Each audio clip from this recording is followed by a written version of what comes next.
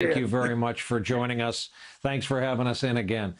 Coming up, an Iraq War veteran joins us to talk about the Iraq War veterans who have been in the news these days when we continue.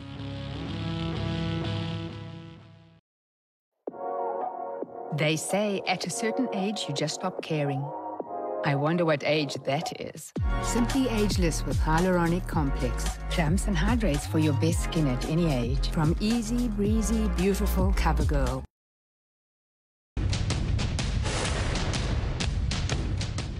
The VA is dealing with 5,000 coronavirus cases in its hospitals that we know of, with spikes right now in Florida, Arizona, and Texas, same as the general population. But this stat of 5,000 follows an alarming report out of Pennsylvania. Washington Post saying for 2 weeks in April, residents at a veterans nursing home were given what the staff called a COVID cocktail. Many of them had not been tested for COVID-19, but a nurse told the Post they started using hydroxychloroquine on anyone who had symptoms. It was in the news. It was like the next great thing. I feel like it was, let's use this on our elderly patients and see what happens. Maybe they thought they were going to die anyway. With us tonight is Paul Rieckhoff, founder of IAVA, Iraq and Afghanistan Veterans of America. To his credit, he's been focusing public attention on the VA and its hospitals during this pandemic. He's also host of the podcast Angry Americans. In his previous life, Paul was a U.S. Army First Lieutenant and platoon leader in Iraq. Paul, there's a lot to discuss involving veterans, especially of the war you fought in.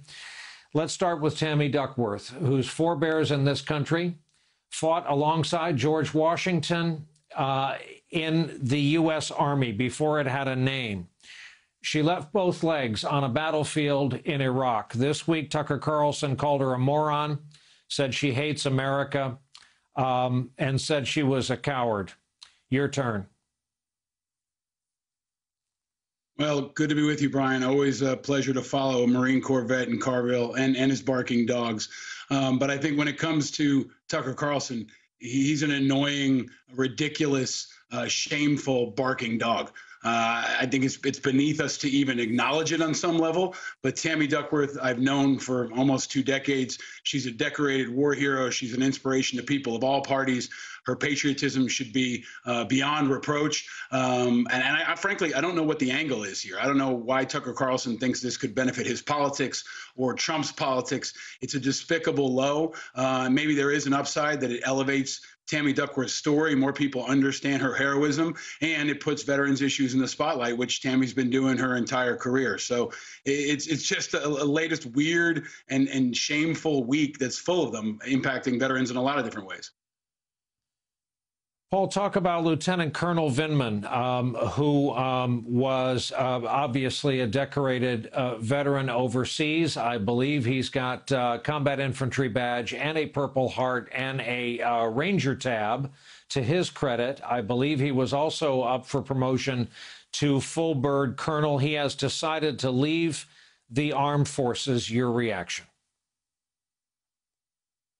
It's a shameful end to a shameful story. Donald Trump disrespected Vindman. He disrespected a whistleblowing hero who was also a decorated combat veteran. And in effect, he disrespected the entire military. I mean, he wasn't just attacking Vindman. He was attacking any honorable member of the military who came forward to tell the truth.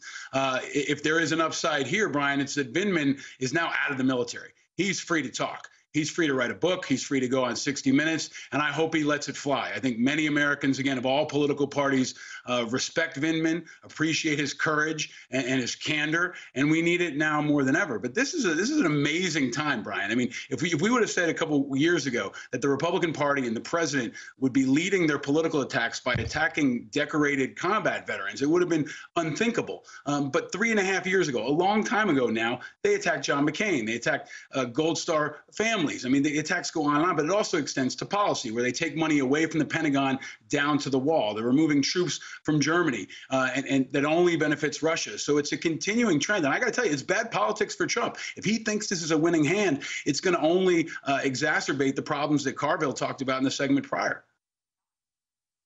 And finally, the topic we were looking for you to talk about days ago, the story of the bounties, the blood money allegedly paid by Putin and Russia to kill your brothers and sisters on the battlefield in Afghanistan.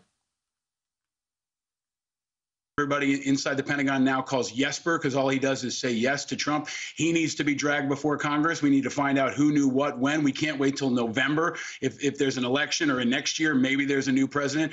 And on the coronavirus issue, you know, Trump has been pushing hydroxychloroquine. Secretary of VA Wilkie has been pushing hydroxychloroquine, even though we know it doesn't work and it may have dangerous effects. If they knew that this was hurting veterans and it was still being pushed, experimenting on veterans, that also needs to prompt congressional investigations. Trump lied and vets died. That's what people need to understand. Trump lied, vets died. We need immediate congressional investigations all the way up to the top. And if need be, impeachable articles. Push it forward. We've tried to impeach him on plenty of other things. If he knew vets were being used as guinea pigs and died, is that not impeachable? I'm looking for people to step up, Brian. This is the time for both parties to really answer the call.